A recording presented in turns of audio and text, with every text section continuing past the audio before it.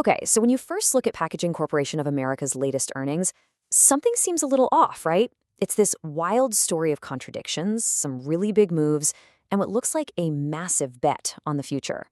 So let's break it all down. And this is the big question, right? How does that even happen? You've got a company beating its sales goals, but somehow missing its profit target? It's the kind of thing that makes you go, wait, what? So yeah, what is really going on here?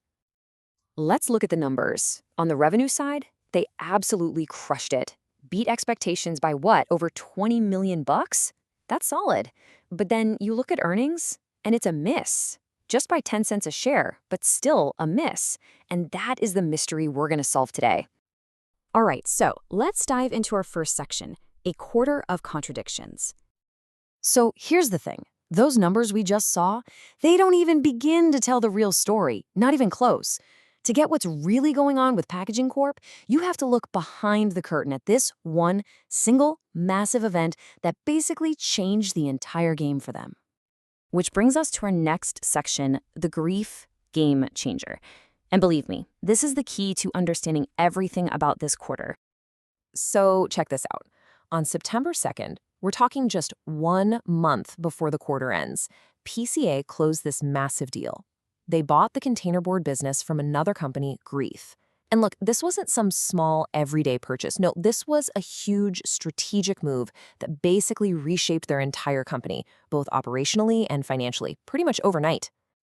So why would they do this? Why take on all this complexity? Well, here's the prize they're after, $60 million. That's what PCA thinks this deal is going to add in annual synergies, cost savings and efficiencies, within just 2 years. It's a classic long-term play for some serious value. The best way to wrap your head around this is to think of it like flipping a house, a fixer-upper strategy. Step 1, you buy the new property, in this case, some new paper mills. Step 2, you immediately start doing major upgrades to get it up to snuff. Step 3, that means you're spending a ton of cash upfront, right? But step 4, the whole point is to unlock all that future value down the road. That is exactly the playbook PCA is running here. Okay, so to really get the full picture of this fixer-upper project, we kind of have to split the company in two and look at two different stories that are happening at the exact same time. First up, let's talk about PCA's original business, their legacy operations. And their core business? It was on fire. I mean, just look at this. Higher prices on their products added a massive 73 cents per share to their bottom line. And on top of that, they were paying less for raw materials, which gave them another 16-cent boost. You can't argue with that. The fundamentals were rock solid. So get this. If you just pretend the acquisition never happened for a second, and you only look at the original PCA business, their earnings actually grew by 19 cents a share compared to last year. That's incredible. The core business was firing on all cylinders for sure. Okay, so that was story number 1. Now for story number 2, the short-term pain from that big acquisition. And yeah, this is where that earnings miss we talked about comes into play. So what went wrong? Well, a couple things. They had higher operating costs and a little less volume, which definitely hurt. But look at this. The Greif acquisition, in just the 1 month they owned it this quarter, cost them 11 cents per share. That's it right there. That's the upfront cost of our fixer-upper. So you're probably asking, where did all those costs come from? Well, first, PCA didn't waste any time. They immediately shut down the 2 new mills for a while to do a complete overhaul. That means no production plus huge maintenance bills. On top of that, you've got new expenses on the books, about $130 million a year in depreciation and another $95 million in interest. Oh, and did I mention the one-time acquisition fees? That was another 22 cents per share right there. This is definitely the pain part of the whole no pain, no gain thing. Which brings us to the most important question of all, right?